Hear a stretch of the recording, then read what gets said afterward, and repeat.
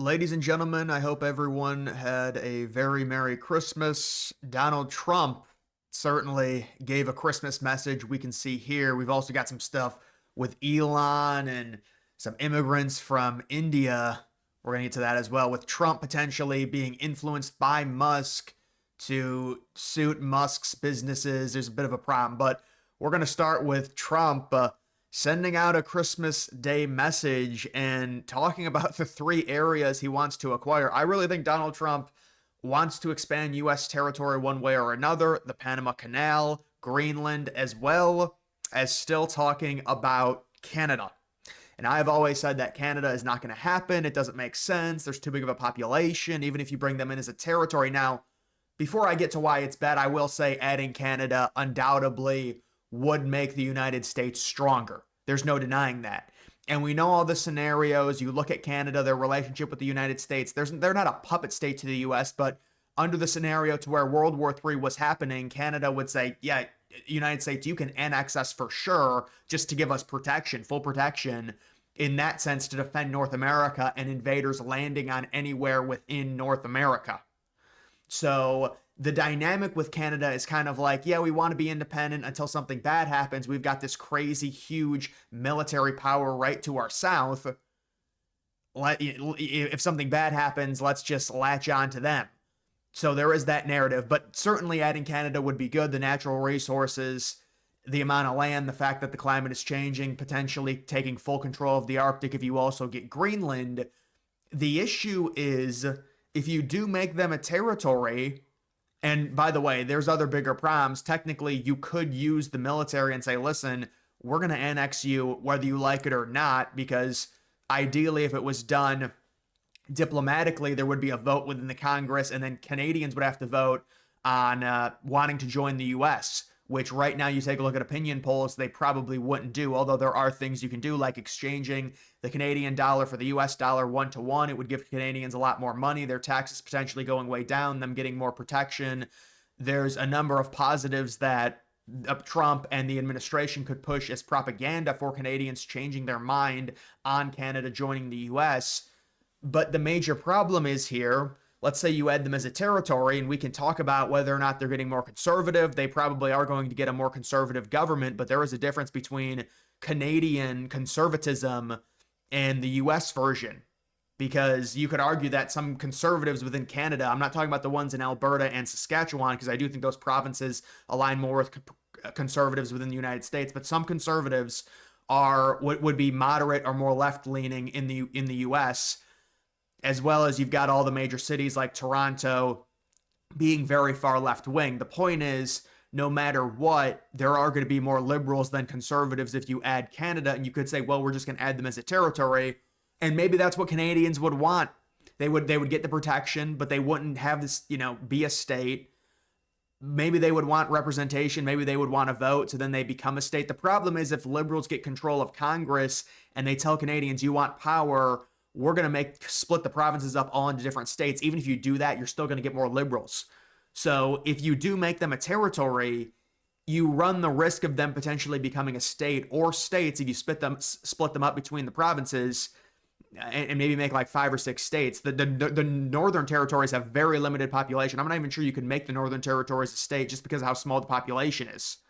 What is it called? The Northwest Territories and Yunkin and those provinces up there. So you run the risk of adding more liberals to elections, and a significant amount. I mean, this is not like, see, the thing is, why I wanted Greenland and the Panama Canal is more of a strategic thing.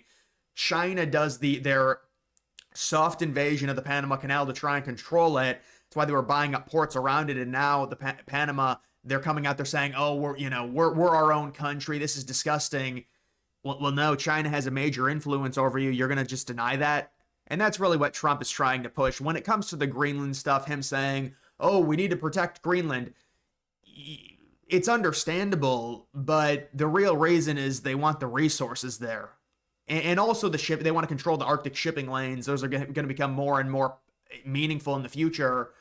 I mean, Greenland just makes so much sense. That's why I tweeted out, I thought Greenland was the number one most realistic just because of the situation to where it's owned by Denmark. You think Denmark's going to be able to defend it? Look at if you're the United States, you have so much bully power. And not even that, you could tell the people of Greenland, say, hey, listen, we could give you a certain amount of money, a certain tax break for you to say, no, we want to join the United States. And then Denmark might be pressured. Maybe that's the better thing. Go to the citizens in Greenland and say, listen, if we get them on our side, we could buy Greenland for pennies on the dollar, or we could just have them handed over in exchange for us staying in NATO and bullying the European countries of NATO if you're Trump, because right now Trump's a loose cannon. They don't know what he's going to do. That's why they're pissed off that he won, because they want the United States as a puppet, which makes no sense considering the United States contributes 77%, with like 73%, whatever it is, in terms of the NATO budget, the defense budget. That's why a lot of them are having to ramp it up. And now Europe is starting to go through a rearmament period. They're becoming more conservative. But even Germany, they're starting to wake up. That alternative right-wing party in Germany that Musk shouted out, it doesn't look like they're going to have influence in terms of winning or getting seats with their next election upcoming. But the election after that, it's just like France and the UK. They're starting to become more conservative, but they're not there yet. So they're going to go through a rearmament period, but it's going to take time within Europe. And that's why they're trying to keep the United States on board. They realize they have to defend themselves, especially with what Russia is doing. But right now, they're still heavily reliant on the United States. And so that's why Trump can use that to his advantage and say, we're just taking Greenland. Denmark's not doing anything with it. We're going to give the citizens of Greenland so much more. We're going to give them more infrastructure. We're going to make a huge investment. We need to have control of it. We're part of the West. Let us guard against... I mean, you wouldn't think maybe there's no one that's going to invade Greenland. That's why it's kind of hard to swing the idea. You would say, well, for the natural resources, but it's like, if someone, it just wouldn't make sense for any power. I mean, I'm not even sure who's capable of doing it, if there is, based on where Greenland is located in between the United States and Europe. But still, that's what Trump's trying to do. Oh, we're protecting, we want the natural resources. We want to control the shipping lanes. We could perform an invasion of Russia through Greenland as well. And that's why people also talk about Iceland. I don't think Iceland's going to happen. Trump hasn't mentioned Iceland. It's mainly the Panama Canal, Greenland, and Canada. And I think the canal and Greenland can happen. Canada's a lot harder. I mean, you could bully them, but you're risking hurting your own party if you are Trump, talking about the Republican Party, because it opens the possibility of them becoming a state. And this could go through Congress if you want to do it peacefully, or it could be like, listen, you need to join us and we're going to give you benefits. And then the Canadian citizens say, yeah, we want to join them. But I mean, you could argue maybe Canada's getting more conservative to where if Trump gives them a great deal, maybe that wins a lot of them over. But the root of it is they've been so liberal, the idea that they would all change and then stay right wing, it's a major, major risk. It's a major, because these things work in cycles, because now they're getting more conservative. People are like, let's add them. But they've been really, further left than we've been, forever. So I'm not sure about this, but it is interesting. You see what Trump is saying. He's trying to appeal to the Canadian citizens whose taxes are far too high. But if Canada were to become the 51st state, and that, it just doesn't make any sense. The 51st state, the population, I would split Canada up in between different states, but we wouldn't want them to be a state. They would vote unless Trump is able to give them a great deal. And then maybe they come over, but still, you really don't want to take that chance with these people. These people are very far left. And I know they're starting to switch, but still, their taxes would be cut by more than 60%. Their businesses would immediately double in size, and they would be militarily protected like no other country. Well, they already think that. Let's be honest. That's why they would agree to an annexation if World War III happened and they felt like they were going to be invaded, through Alaska, or even through a different part of Canada, maybe whether it's Russia or China, they see a weakness, although that would never happen. I just can't see anyone invading North America ever. They would just launch nukes.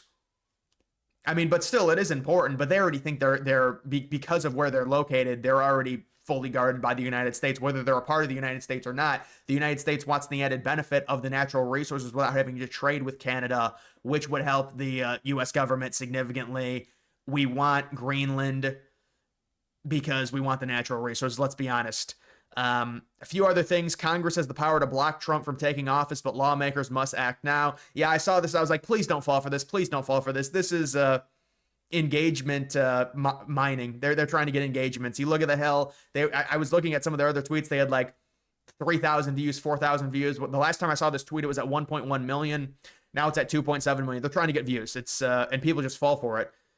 It's like rage bait. You can see even Eric Trump coming out. Think about the Winter Olympics. U.S. Canada would be totally unstoppable. I think that's a little bit of a joke, but you can see Trump there with the Canadian flag. I mean, I think Trump really wants to. Obviously, he wants to push for this to a degree.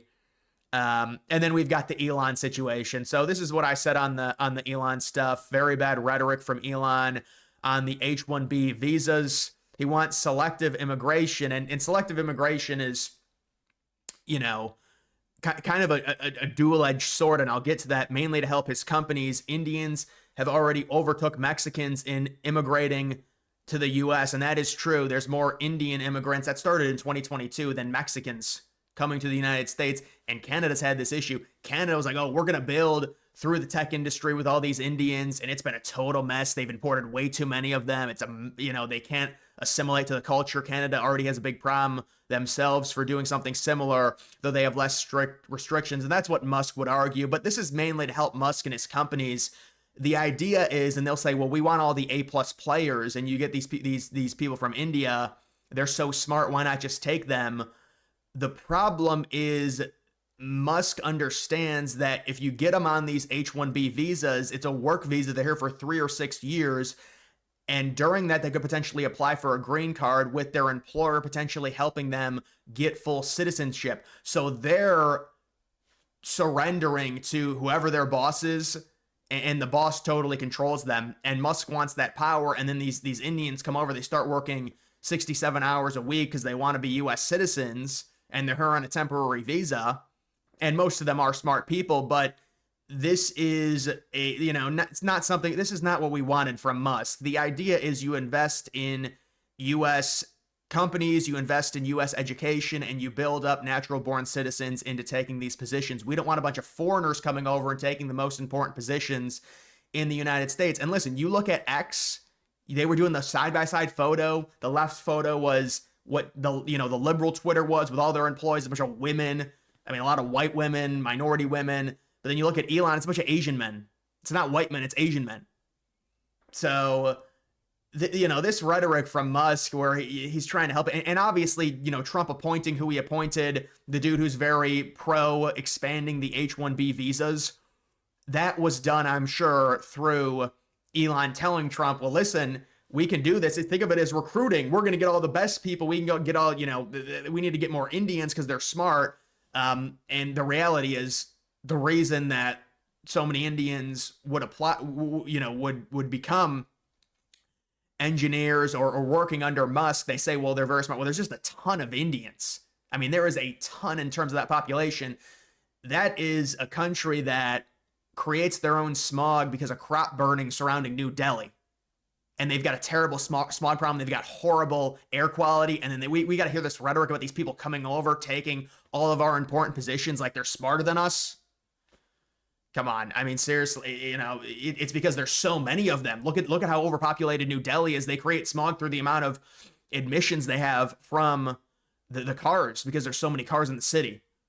So listen, I think this is bad rhetoric, and this is self-serving rhetoric from Musk and kind of having influence on Trump. And this is not good. This is not what we wanted to see. We'll have to see what ends up happening in terms of this, but yeah, not too happy about that because, I mean, it's such gaslighting too. It's like, oh, we need these people. Listen, so we're going to have the foreigners come over and take all the high-paying, important jobs. You're going to put them on visas and then say, oh, if you work, because this is basically what it is. Oh, you need to work 60, 70 hours, and then I'll give you, the employer have influence over you getting U.S. citizenship because you're here on a work visa. So it's all about leverage over these people. They don't have it over American citizens. That's why they want to work these Indians that come over on visas to death and utilize their labor. And it's easier to do that than with a U.S. citizen because you have the whole idea of you're here on a temporary visa hanging over these people's heads, and they know how big of an opportunity it is. So that's the main reason why this is happening, unfortunately. And we'll have to see, but that, that is a very disappointing thing. You don't want to overreact to one of these, but listen, I'll be honest with Musk. This is the problem with these billionaires. It's just, these people are not elected. Like what is with the, and look, you have to play this game. You do, because The liberals play it all the time. They do it behind closed doors with Soros, and we know the amount of donations they get. They get way more than Republicans. Republicans have to try and play this game with these billionaires, but you know, seeing someone like Musk have this type of influence when he wasn't elected, and you could say, well, he had a huge influence in helping, and he's done great with X and stuff. And listen, I agree, I do, but there is something to where it's like, you know, U.S. politics. You know, when you have money, you have power. There's no doubt about it. But either way, guys, that is going to do it for this video. Make sure you follow me on X. Link to that's always in the description.